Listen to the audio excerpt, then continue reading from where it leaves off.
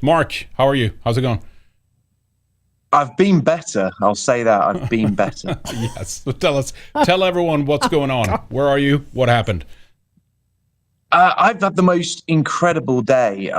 Everything started going wrong the moment I woke up. It was sort of like all the all of the everything was just pointing in the wrong direction. I woke up, my train was cancelled. I was meant to be getting the 6 a.m. train to Manchester Airport. That was cancelled, so I had to order an Uber straight away. And maybe that was kind of a portent of things to come. It was sort of saying to me, look, don't get on that plane. But I got on the plane. It was a bit of a tight squeeze getting there with my train being cancelled. But when I arrived in Sweden, they were waiting for me at the other end, and I was picked out of the queue where I was going to give up my passport and explain my reasons for being there. I was asked why I was there, and I said, look, I'm there to meet friends. I'm there to go to a social gathering. Whenever I travel to a foreign country, I always have the place that I'm staying, the people that I'm meeting, all the details. They took those off me. They took my passport and they took me into a room. They asked me why I was going to be there. They said, at this event, are there going to be speeches made, etc.? Are you going to be making a speech? And I said, yeah, I'm going to be making a speech. They asked me the nature of what I was going to be doing, etc., etc. And once we'd been through all of that, they sort of left me in a little holding pen for a while. When I say a while, about sort of 3 hours. I pulled me back into a room and said, look, we've got a decision for you. The decision was obviously that I was going to be denied entry. But it wasn't just that I was going to be denied entry, but I was also under an EU ruling. So there was obviously some emergency EU ruling made between the time of me landing and me. Well, the actual ruling, according to the paperwork, was made at 1:56 p.m. And that EU ruling was that I would be banned from the Schengen zone and all Schengen zone countries for the next 15 years because I'm a threat to public order, public safety, and the values on which Sweden and the EU are built. What values is that exactly? They didn't say that. They said a lot of things about me potentially stirring up problems. Now, obviously, the meeting I was going to be speaking at, it wasn't actually a political meeting. It's a sort of a community gathering that takes place in a village in Sweden where people choose to live because they want to be around their own. And they said, what was the ideology of the group that I was speaking at? And I said, well, it's a community group. They want to be around their own. They love their own country. They disagreed with that. They said that I was meeting people who were potentially violent, who were neo-Nazis, all of the usual stuff. And they read out a huge list of things. There was an interpreter on the phone who was doing his best job, the best he could to sort of interpret this on the fly to me. And I just sat there shocked. So but they didn't speak English with you, Mark? They didn't speak English with you? They did at first. Then they had an interpreter who did that, but it wasn't. Oh my God! Okay, just to put this in perspective, banned from the Schengen zone country for 15 years because you were coming up to encourage Swedes to live together, love each other, form communities. Am I getting this right? I mean, this is insane. This is the Free Association, or Free Sweden Association, right? Dan Eriksson, Magnus Söderman, they're some of the main organizers and pulling all this together. They're in central Sweden. They have a location there where people meet. They have get-togethers and stuff like that.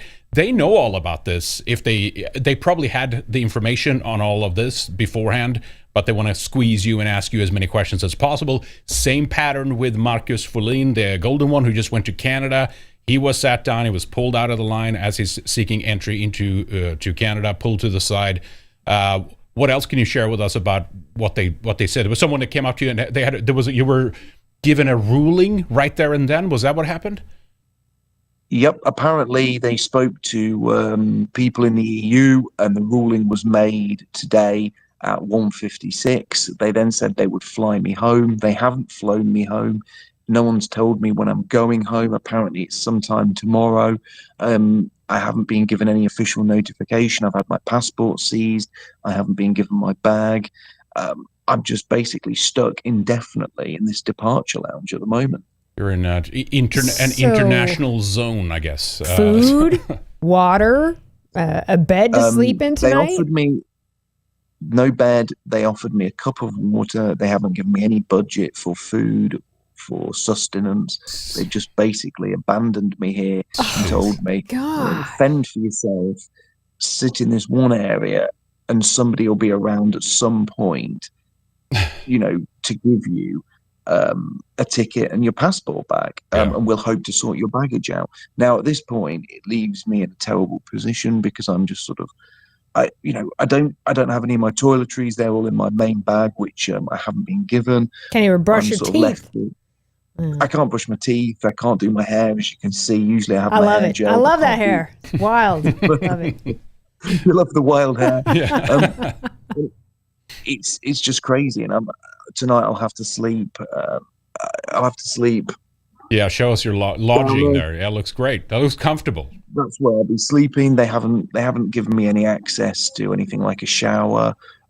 They haven't given me any budget. Usually, I've heard when this has happened to people before, that they've been given vouchers for meals because obviously they've infringed on your rights, and now you don't have anything to eat. You're not with the people you're meant to be staying with. But they haven't given me any of that. They've just left me here. I've been eating sort of, a few things from the shops in the airport. They're all closed now, though, so you've just got to go to a vending machine if you want a drink.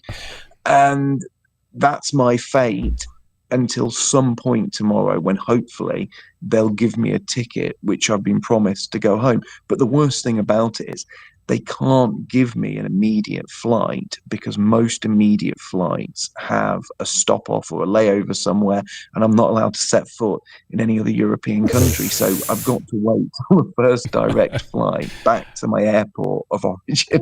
What a fucking joke! Yeah, it's a circus. It's a clown country. Sweden is not a serious country. I mean, they can't even do detainments right. That's what I told you, Mark. And there's no one you could call. What do we do? It's not like you can call the UK embassy and they'll be like, all right, Mark, we'll be right there to help you and send our lawyers and get you fed. This is an international scandal. What do you do? Yeah. Whereas if you were a migrant or, non-European treated this way. But no, you're a European man and they're telling you, an Englishman, that you can't even travel around your own European continents because what? Because you care about white people and you love Sweden and you want Sweden to be for Swedish people? I mean, this is outrageous.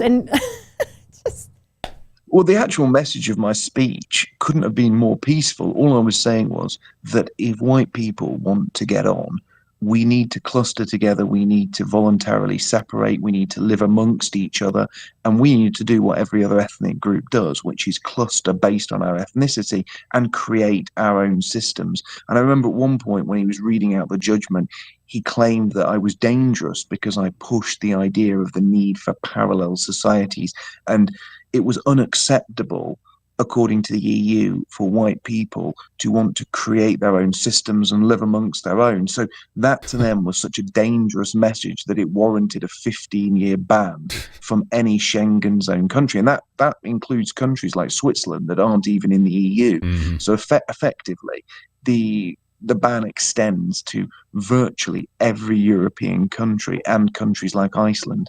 Well, this proves why we need our own countries. These things like this. Now, because Britain exited out of the EU, did you have to apply for any type of permit to go into the Schengen zone? Or how does that work now for British people? No, we're allowed to just come. Well, most people are allowed to come in. I'm obviously not allowed to come in. But this sort of affects my family as well, because obviously I've got a wife, I've got 2 young children. This means we won't be able to take any family holidays outside of Britain. I won't be able to travel with them anywhere. If they want to go somewhere to Europe, if they wanted to visit somewhere like Milan or Paris, I wouldn't be able to go with them. Not that I'd want them to go visiting a place like Paris, because these places are extremely dangerous now. And by the time you can, you'll be 60, and God knows what that will look like. What's Paris going to look in 15 years? Yeah. Well, that's the thing. I mean, am I really want to? Will I really want to be traveling Europe at 60? I don't know. It seems absurd though, because to actually say that out loud, that I won't be allowed in Europe until I'm 60, is just obscene. Yeah. The level of contempt they have for white people is unbelievable. And all we hear on the news every day, migrants come in here in their thousands on a daily basis.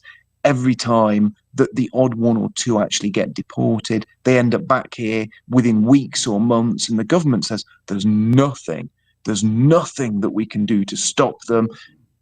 But they can absolutely stop me. They can absolutely humiliate me. They can seize my papers. They can seize my bags. They can trap me in an airport departure lounge. But the thousands of migrants coming over every month in dinghies or arriving here through other illegal means, there's absolutely nothing the government can do about them. But they can march me round with 4 police officers. And, that's absolutely good use of police time and a proportional use of force according to the Swedish state. And they claim a danger, a parallel society. No, this should be the society. The one that you're talking about should be the society. The migrants are creating that. They have a parallel society. As Henrik, Swedish, infiltrated the Swedish government. They're basically, we can't do anything about this. I think it was a record amount of bombs that went off in Sweden last year, and I think it's about to break that record this year as well. And in some cases, these people are not deported. They're not taken, care of in the appropriate way. They're not being treated as you're being treated. They're like, well, either we can't do anything, or if they even put them in jail, at that point, they still remain their citizenship, many of them, and stuff like that. It's such a desperate.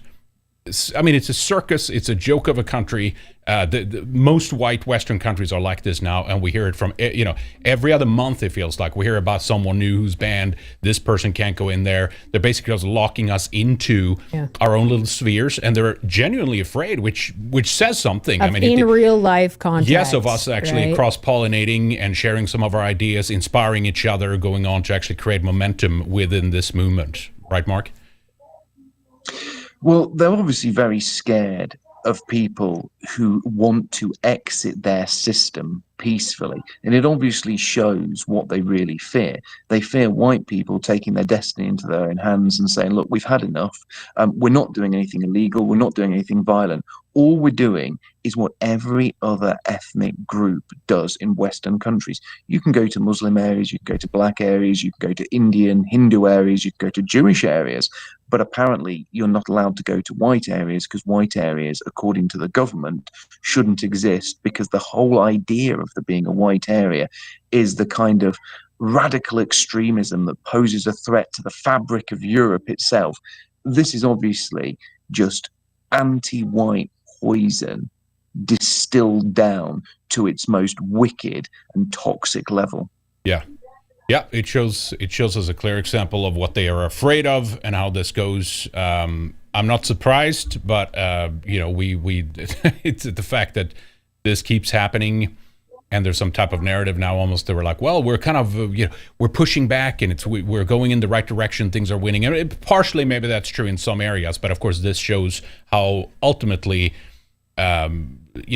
toxic our governments are, and hostile, as you said, Mark, towards us and towards our opinions and towards the type of work that people like you are doing. This must have been a top-down, obviously, EU decision. They probably knew about your travels ahead of time. There's an elite police unit now. There's monitoring social media posts in the UK. We learned about that just a couple of days ago. I'm sure they keep tabs on this. There's probably full lists of individuals that are not allowed to travel here or there. They're probably listening to the interview right now. Probably, yeah, of course. They're spying on you right now as you're in this little room. What would you want to say to them, Mark? Well, I'm half expecting like the stormtroopers to run in now and grab me, and it wouldn't shock me at all if I didn't have police come in here now. In fact, just as I've said that, there is a female police officer who's just poked her head round the corner, watching what I'm doing. He's on the phone. Yeah, who is he talking to? Here she comes. All right. Well, let's see your face. Yeah, sure. Let's see her. Just let it go.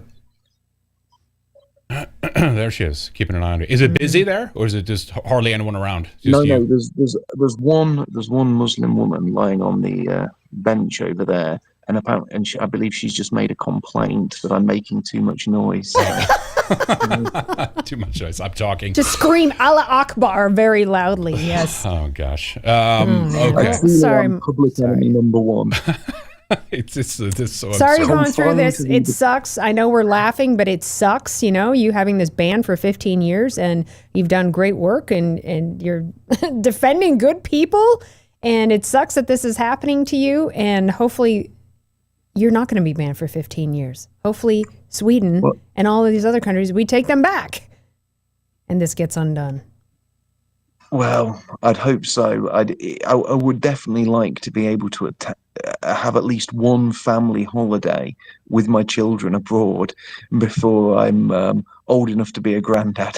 Yeah, I know. Yeah, it's utterly absurd. I'm not at a loss for words, but it's just like, my gosh, it shows you how pathetic it is. And but again, it does show you that you're obviously important enough, as many other people are that have been put in similar situations, that they do genuinely fear this and want to try to nip it in the bud and shut this down, and making sure, scaring people, that's what it is, right? It's a chilling effect, making sure that no one else dares to try to even attempt to travel, and that we can actually communicate internally within European countries to try to cooperate and organize, basically. What else? There's something else I was thinking about. Okay, you had, what was it as well, Mark? You mentioned to me when we were talking, I think it was a black man and a blonde Swedish woman who were like interrogating you essentially, and the judgment was handed down by some Oriental or something. Was that correct? Yep. Triggering. And, it was almost as if it was being prepared to get me to be sort of like maybe unfriendly, uncooperative, to be rude, or to rile me up, which of course it didn't. I expect this kind of thing. For example, another thing they did was the judgment was handed down at 4 minutes to 2, and then they gave me the judgment at about 4 o'clock, and I think they did that so that the last direct flight had gone, or to delay me further, so that I have to spend the night here to frustrate me. And they haven't given me any updates on my bags. They haven't formally called me or notified me of anything. They told me they would come back and give me more information to put my mind at ease. They haven't done any of that. They've just abandoned me here. And I think they're doing this to make this as difficult for me as possible. And also it causes a lot of worry, for my wife. It causes worry for my friends. People have been texting me saying, are you going to be okay? It's obviously very annoying for the people who paid for me to come here and speak at the meeting. Obviously, I paid for my flights, that is. And the whole thing is obviously done to try and, these people are the real terrorists. They are trying to terrorize white people into silence. That's what they're trying to do. Yep, indeed. Well said. All right, there you go. Threat to public order, the fabric of society, and the values on which Sweden and Europe are built. Oh, really? Anti-white values. Yes, exactly. That's what well, that is. That's a reshuffling of values, isn't it? But anyway, all right, Mark, I know you tend to your business over there, but keep us in the loop and keep us informed in terms of what's going on, and hopefully you will. I will do. Yeah. I'm gonna try and get a little bit of sleep, and I'll update everybody in the morning. So thank you for having me on. It's greatly appreciated. Yeah, thank you, Mark. Keep your spirits high, chin up. Good work, Mark. Again, patrioticalternative.org. It is, right? Is that the website people can find more about your group? Org.uk, that's right. Yeah. And of course, follow Mark on Telegram as well, t.me/Mark Collett. Thank you, Mark. We'll speak soon. Thank you so much. Have a nice evening, guys. You too. Thank you. Bye-bye. All right, there we go. Holy shit. What can you say? I'm kind of like, it's so ridiculous